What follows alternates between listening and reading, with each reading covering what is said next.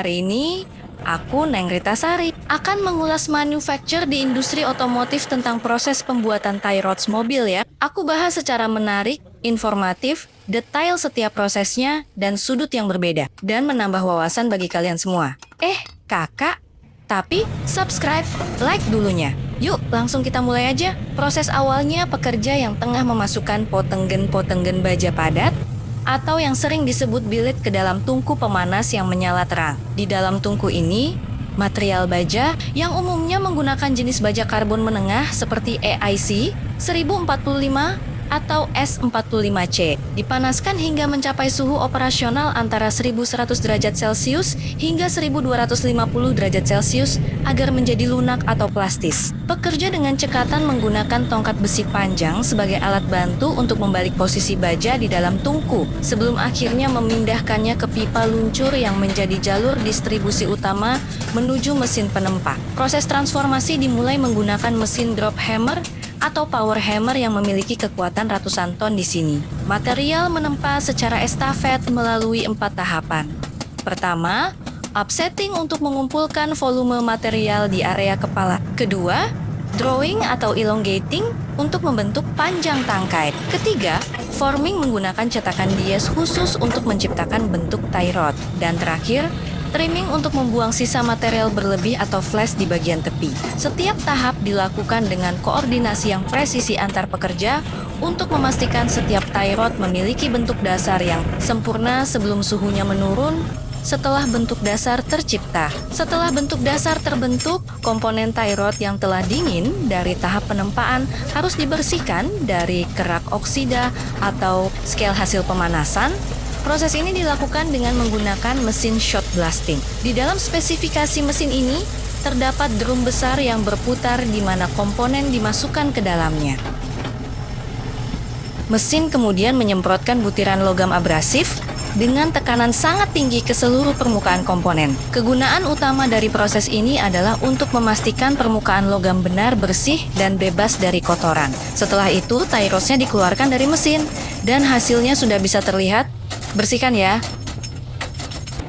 Memasuki area pemesinan, fokus beralih pada tahap pengikisan bagian ujung untuk meratakan permukaan. Lihatlah mata pahat mulai mengikis sedikit demi sedikit secara perlahan. Di sini pekerja harus bisa mengatur mesin bubut secara manual, memastikan tidak ada kesalahan dan dengan keahlian yang sudah mumpuni. Tie rods ini harus tingkat benar presisinya agar hasil dalam proses pengikisan sangat sempurna, sesuai yang diharapkan.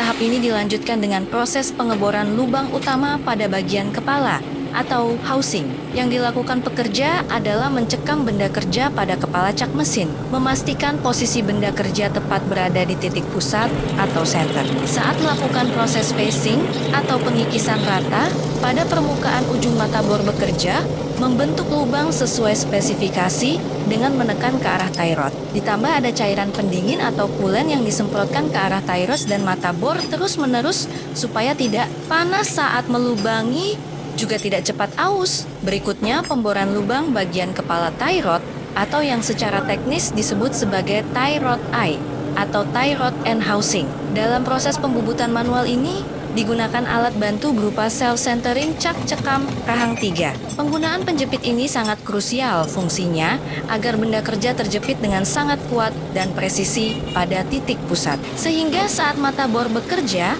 lubang yang dihasilkan tidak oleng atau melenceng. Terlihat pekerja menggenggam sebotol cairan. Secara perlahan menyemprotkan cairan itu ke arah mata bor. Gunanya adalah untuk mendinginkan saat terjadi gesekan pembuatan lubang. Hasil akhirnya adalah lubang yang simetris, memiliki diameter yang akurat, serta permukaan bagian dalam yang halus. Tahap berikutnya pembubutan sisi luar rumah tie rod. Prosesnya tie rod dijepit pada cak mesin bubut. Mata pahat otomatis bergerak membentuk profil lekukan pada bagian rumah tie rod sesuai dengan program CNC yang telah diatur. Kegunaan untuk membentuk profil luar tie rod agar presisi, menyeimbangkan massa atau untuk mengurangi getaran saat digunakan, serta memberikan estetika dan bentuk dasar yang pas sebelum proses selanjutnya memasuki bagian paling krusial pada ujung tie rod.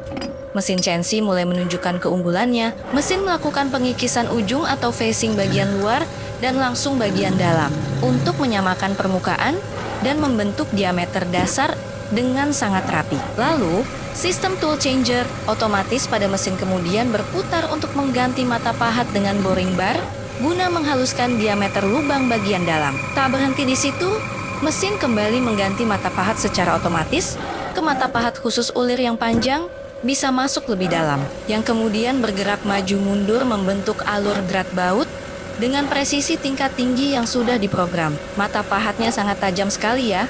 Saat mengikisnya, sampai beberapa kali menggoresnya ke dalam, sampai terlihat sisa kotoran material bajanya keluar saat proses tersebut, yang memerlukan waktu cukup lama dan ketelitian pekerja sangat diperlukan agar hasilnya bagus. Tidak ada cacat yang menyebabkan gagal produksinya. Perlahan tapi pasti mulai terlihat alur dratnya. Setelah dimensi utamanya terbentuk, proses berlanjut ke tahap pembelahan tengah atau pembuatan celah penjepit clamping slot. Pekerja memasangkan tie rods-nya kedudukan, lalu dikunci mur, lalu mesin dijalankan. Gergajinya berputar pelan tapi sangat tajam membelahnya. Lihatlah bagaimana serbuk besinya berterbangan keluar.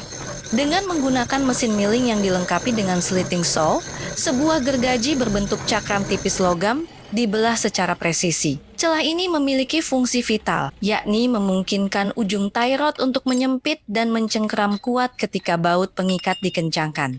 Proses berikutnya dilakukan pembuatan lubang pengikat untuk baut pinch bolt. Benda kerja diletakkan pada ragum mesin bor, kemudian mata bor diturunkan secara vertikal hingga menembus kedua sisi dinding ujung tie rod. Setelah lubang ini jadi, baut pengunci nantinya dapat dipasang untuk menyatukan seluruh mekanisme, memastikan tie rod mampu bekerja secara kokoh dan aman dalam menahan beban serta arah roda kendaraan. Nah, pada tahap ini, komponen utama tie rod dipasang pada mesin bubut. Pekerja menguncinya dengan kencang pada poros mesin. Lalu alat potong mulai mengikis tepi sisi luar bagian kepala dengan gerakan yang konsisten.